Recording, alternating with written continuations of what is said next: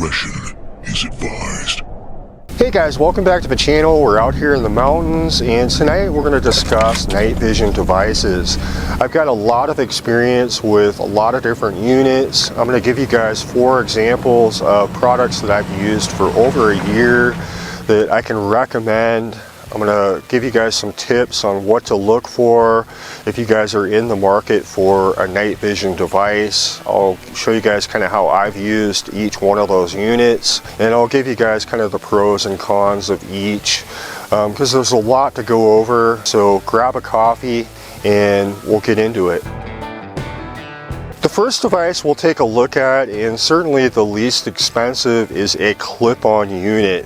This is an IR device, and this essentially just slides right over your rifle scope's eyepiece, and you can clamp that down. This is going to allow you to see through your scope. These run off 18650 batteries. This is pretty much the least expensive way that you're going to be able to see at night. I typically use these for rat hunting. I have used it for coyote hunting at fairly close range. This is not a device that I'd recommend for any kind of long range shooting beyond 100 yards. This is typically what I'd use if I was set up in a fixed position going after rats at known ranges.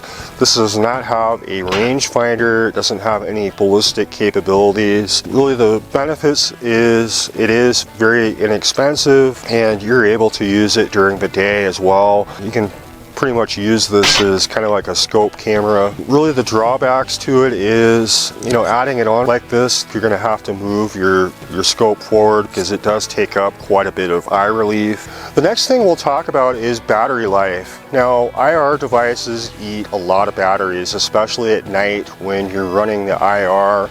I typically run them on medium and high.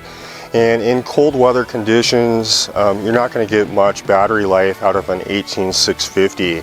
Now, the majority of all these companies will always embellish the battery life. They'll say, 14 hours of battery life. And on an IR device at night, that's simply absurd. And how I get around that is I'll use an external power bank, which I fit into my chest rig. And then I bring a cord and I'll plug the unit in directly. And that saved me a lot of money. It saved me a lot of headache with having to swap out batteries. Thermal devices always do really well on power. You can expect to get hours and hours off of an 18650, even in cold weather conditions. Doesn't take much power to run the sensors in those things. Really what you're running is the LCD screen, and even at that, it doesn't take much. And so they do pretty well even in cold weather, but again, I use an external battery pack and I'll plug the unit in directly. The next unit we'll take a look at is the Part Optics Night Stalker 4K. This is a unit that I've used for well over a year. These retail for just about $1,000 or less. This does have a built-in rangefinder, a built-in IR. It does have ballistic capabilities.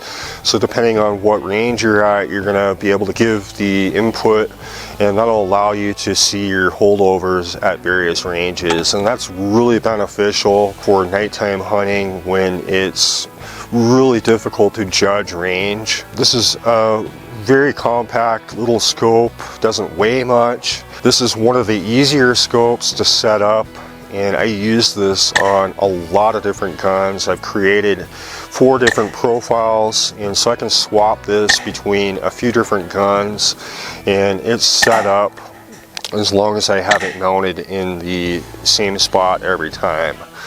And so this is a nice unit. It's pretty bulletproof. I've never had an issue with it. It's definitely one that I can recommend to you guys. I've used this for coyote hunting. I've used it for pig hunting. I've used it for rat hunting.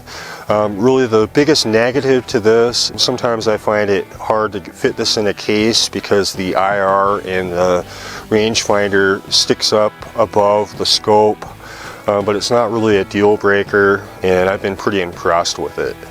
The next unit we'll take a look at is put out by D&T Optics. This is the Thermite. This is a multi-spectrum rifle scope, and these retail for roughly around $1,500. There is a lot of technology in this unit. It's pretty compact. A multi-spectrum camera is both IR and thermal. This has both. You can swap between the two. You can use both at the same time with a PIP screen. This does have a built-in IR. It's got a built-in rangefinder. You can plug in your ballistics, and so it's going to give you your correct holdover at various ranges. I've used this a lot for coyote hunting. I've used it for rabbit hunting both during the day and night. Pig hunting, I've had a lot of use out of this. I've swapped it between different guns. You can create different profiles. This runs off a 18650 battery. And really the biggest negative I think to this is it is a bit of a learning curve. If you're new to night vision devices, it'd take you quite a bit to really kind of get familiar with it, set it up, do some practice.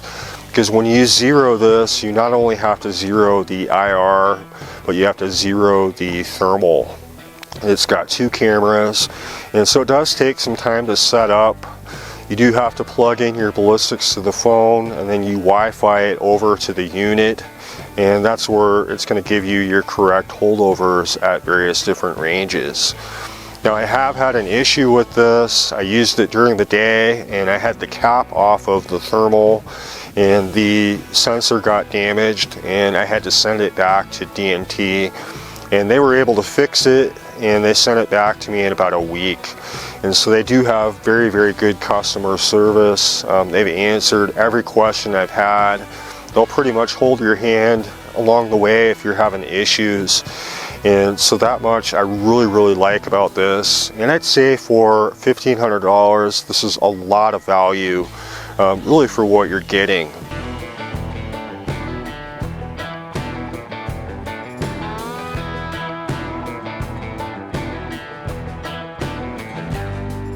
If you're not sure whether or not you want a thermal or an IR, you got to ask yourself the question, are you going to be using it at all during the day? If you are, I would steer away from using a thermal device. They can get damaged during the day, and they never tend to do very well. I've never had a good experience of using thermal during the daytime. Everything is hot.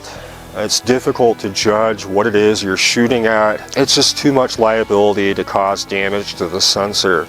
And so I'd stay away from that. I'd go with a day-nighttime scope like the PARD, or even something like the ThermNite that's a multi-spectrum. You can cap off the thermal, and you're able to go into day mode, and you can record, and you can use all the other features. As far as magnification goes on these units, I would recommend going with the lowest base magnification that you can find on a unit.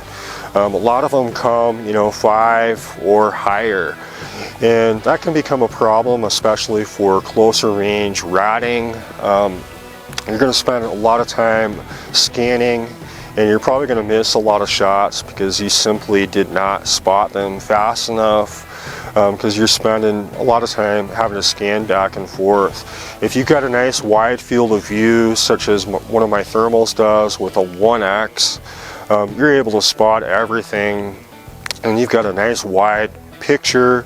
You're able to give it a little bit of magnification if you need to, and I think lower base mag is going to be a lot more versatile in a lot of different situations. The next unit we'll take a look at is on the higher end of thermals. This is put out by Guide. This is the TU651 LRF, and this retails for roughly around $3,500. This has a massive sensor. It's got a built-in rangefinder. It's got ballistic capabilities, and it's got a 1X base magnification, which I really like because it's got a wide field of view, which I like to use to be able to scan large areas without having to do a lot of moving.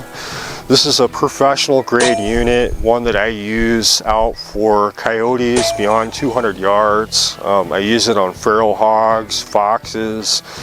We take these out on a lot of the big commercial properties that have a lot of problems.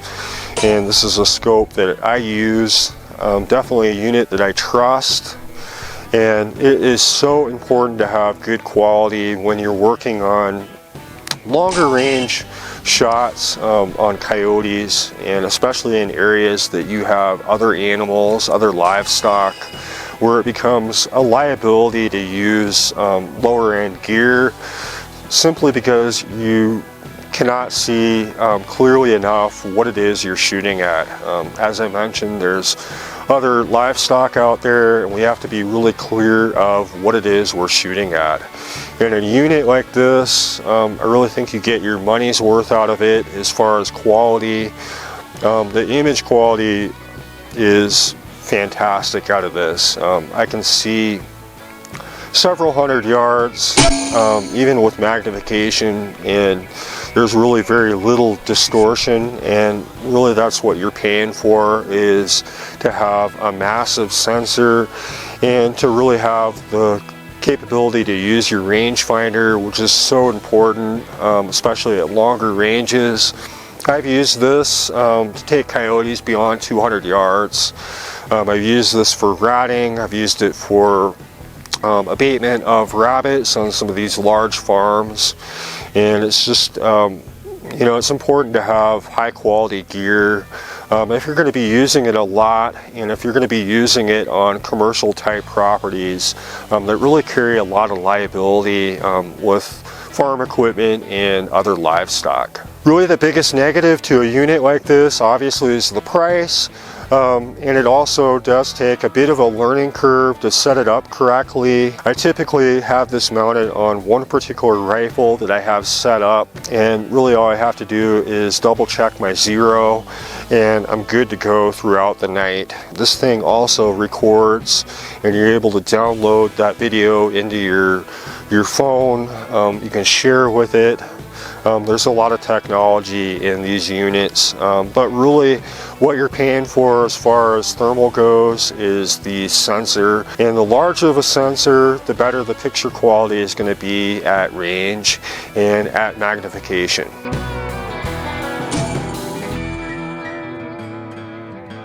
So I really hope I was able to give you guys some good examples of products that I use, hopefully by showing you guys how I used each one of those. It gives you a better idea of what might work for you. As usual, I could care less if you guys purchase any one of these units. I'm not really trying to sell them at all. I just wanted to give you guys some feedback, and hopefully by doing that it gave you guys some confidence in deciding what might be right for you if you're in the market for a night vision device. But let me know in the comments if I can help you guys with a future video. I'm happy to do so. I really appreciate it. As usual, a thumbs up definitely helps the channel, and I look forward to seeing you in the next video. If you guys enjoy these videos, give us a thumbs up and subscribe if you like. We put out new videos every week. I appreciate it, and we'll see you on the next one.